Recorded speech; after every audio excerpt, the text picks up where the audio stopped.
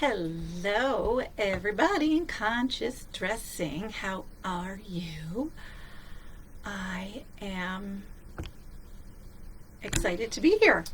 Today, I am using Facebook Live, which is very different than StreamYard last week. I'm sort of playing around with the different platforms to see what's what. I hope everybody is doing well. I'm going to try to keep an eye on the comments, but it's not as easy on Facebook. That's all right. Let me introduce myself to those of you who don't know who I am all that well. I am Galen Apt, the Style Sherpa, and I am the founder, creator of the conscious dressing methodology. So I help people achieve the change they want in their life by showing them the tools they can use to create confidence and contentment in their life, even if their life is a little bit on the chaotic side, which I have to say is probably everybody's life is a little chaotic. So I love being able to introduce my clients to these tools and help them walk through that with them and just sort of be their guide, their Sherpa, as it were, in their journey of confidence and creating that change that they so desire. So today I want to talk a little bit about self-discovery. And how your clothing, hello Patty, hello Daishvesta. I want to talk about self-discovery, how your clothing is speaking to you and why you should be listening. So I want to tell you a little bit of story that happened to me just this last week. I was heading to a networking event and I was digging through my clothes, and because we haven't been networking all that much, I haven't been using my networking stuff as much. And I was like, oh, I'm going to dig in the back and see what I can find that I haven't used in a while that sort of brings me joy and makes me feel confident and outgoing when I'm going to an event, which is what I need to be. And I was pulling stuff out and I'd put something on and be like, I'd sort it into piles, right? So this is cute. It's a contender. It goes in the contender pile. This is, I like, but it's not quite appropriate for the venue or the people who are going to be there, the demographic. And then I have the, oh dear God, I can't breathe pile.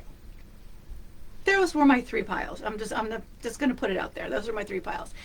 And when I got done sorting through these things and finally decided on an outfit that made me feel exactly supported, exactly what I needed, I looked at these piles and went, this oh dear God pile, what is that saying to me? Why do I have these things in my closet? Because I'm actually fairly happy with where I am size-wise, weight-wise, health-wise. And so I'm just happy to maintain where I'm at.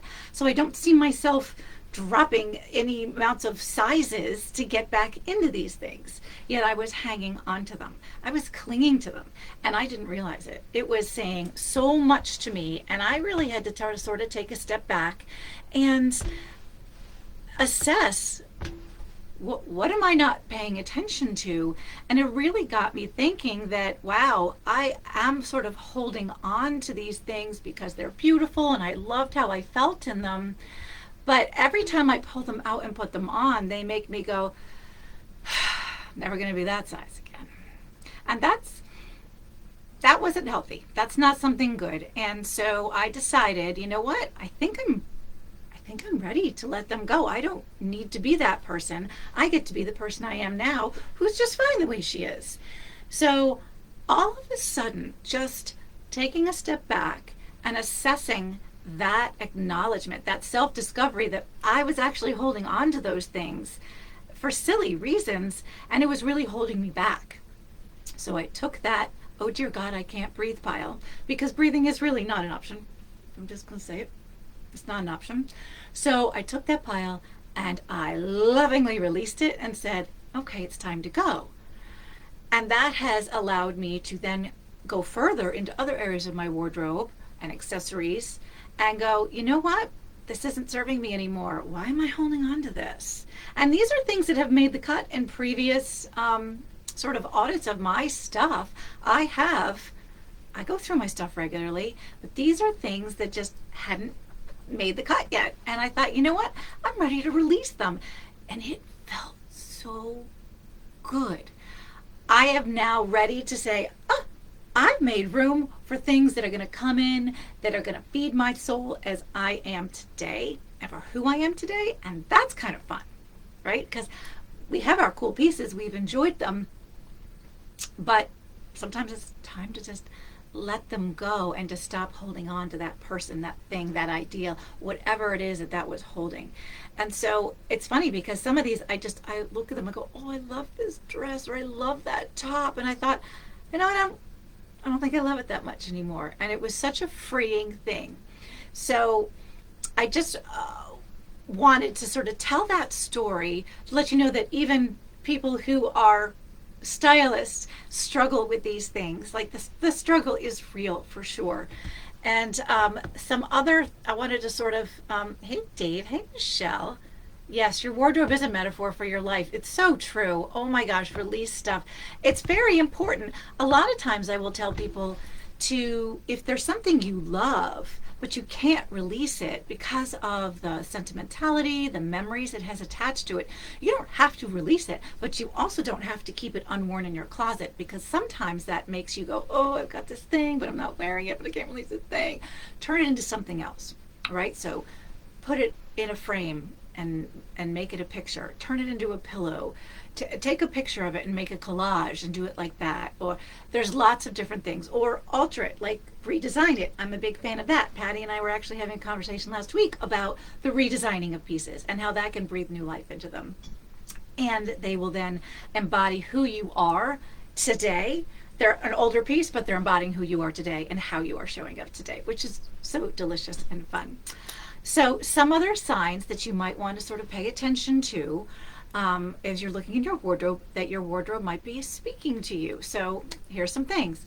If your entire wardrobe is all dark colors or all one color or like one or two colors. So if you look into your closet and you see a sea of black or blue or even pink, even if you see a sea of pink, that's speaking something to you. There is an imbalance somewhere, and that's something that you should just start assessing. Okay, if you have all solids and no prints, if you have all prints and no solids, because these things are important to have a balance of all of these things, and all of these things are speaking to you. If you have only dark solid things, are you trying to disappear? Did you think you were being more confident, but you're really just hiding?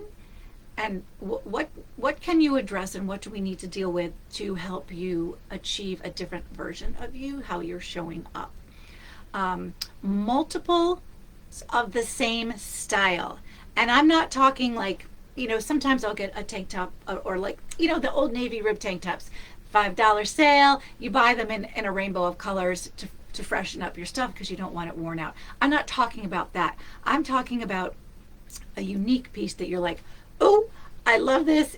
I'm a classic button-down girl. Actually, one of my very first clients, one of my very first closets I walked in and she had, oh my gosh, she had a walk-in closet full of button-down shirts. Literally the exact same shirt in Roy G. Biv, red, orange, yellow, green, blue, violet.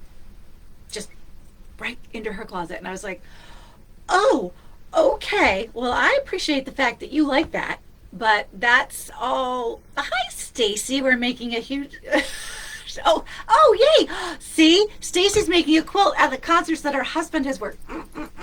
Yes, so excited about that. Okay, sorry, I got distracted by the comments. Anyway, she had all these shirts, the exact same style, different colors. That's saying something to you. That's saying I'm only comfortable in this. This is something I need to look at. I'm not able to show up in any other way, because when you go to your closet and you're looking for something different, that shirt is probably not going to fit every scenario in your life. Definitely something to take a look at. Something else to be aware of. If you have more items that are 5 years or older than anything else, so if you have not bought anything new in the last 5 years, that's a little something. It's raising its hand. Hey, something's going on here. You need to pay attention. It's time to dig a little deeper and think about what's going on with you. Conversely, if you have a lot of items in your closet that still have tags on and are unworn, and then I understand there are the people who want to think about things before they wear them, but one of my biggest tips to my clients is I'll say, if you buy something, try to wear it the week you buy it. unless it's for a special event. But if you're buying something just to rotate into your wardrobe, get into rotation as soon as possible, because then you're going to know it's there, remember it's there, and start using it. If you buy something new and tuck it away, there's just no way you're going to remember it. So even if you wanted to wear it, you won't remember it. And if you didn't want it, you're not sure about it, you were hesitant, it's going to be too late to return it. And then you've got a closet full of stuff that you can't sell. And now it's like, okay, now it feels like it's a problem. So definitely, that's definitely a signal as well. And if you never find anything you like when you shop, that might be a sign that it's time to evolve. And this is a big one. And especially as we hit this sort of midlife and we're like, oh my God, all the stores I used to shop in, I can't.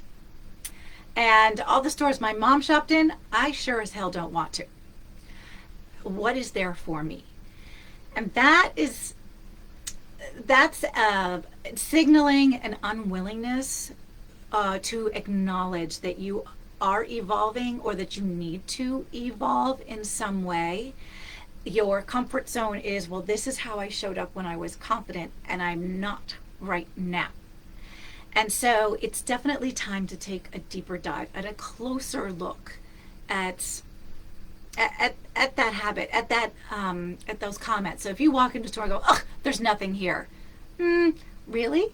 Because chances are there's something there. And once you start addressing the underlying issues, you then will find that you're going to go right back to that store where there was nothing for you to wear and go, oh, you know what?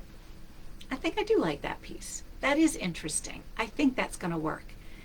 And adding that one piece will then take you and help you go, oh, and this is how I'm going to pair it with this thing that I've always loved. And wow, it feels different, but it still feels like me.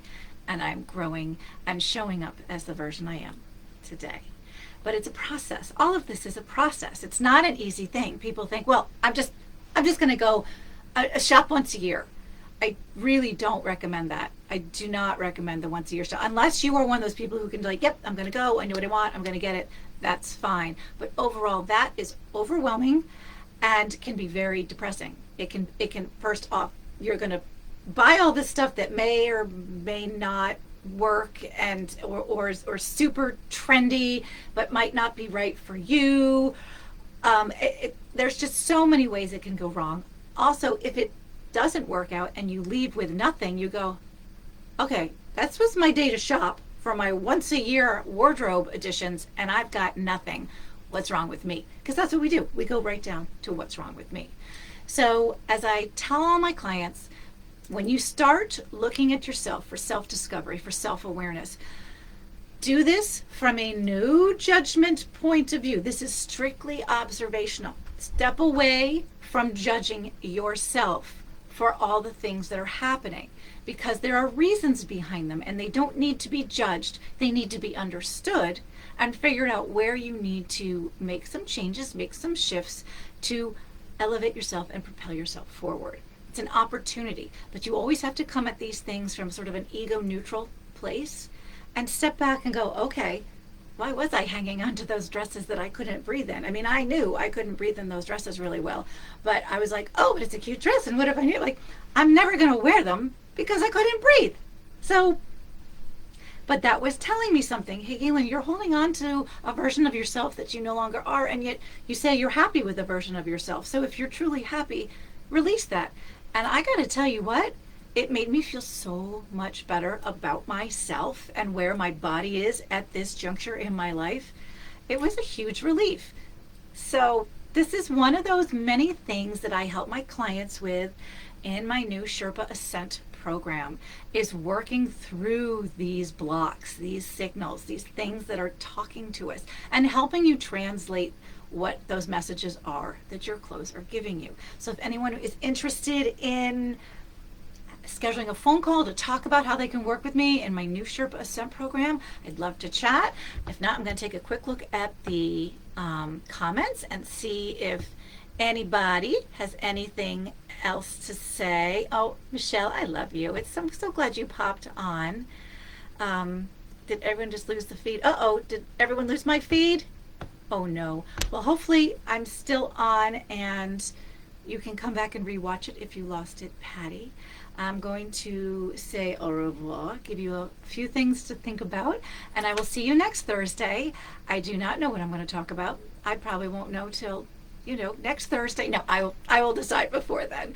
Anybody has any questions, wants to chat with me just for any reason at all, you can DM me. You know how to reach me. I look forward to it. Thanks for stopping by the Awareness Zone. Have a great afternoon.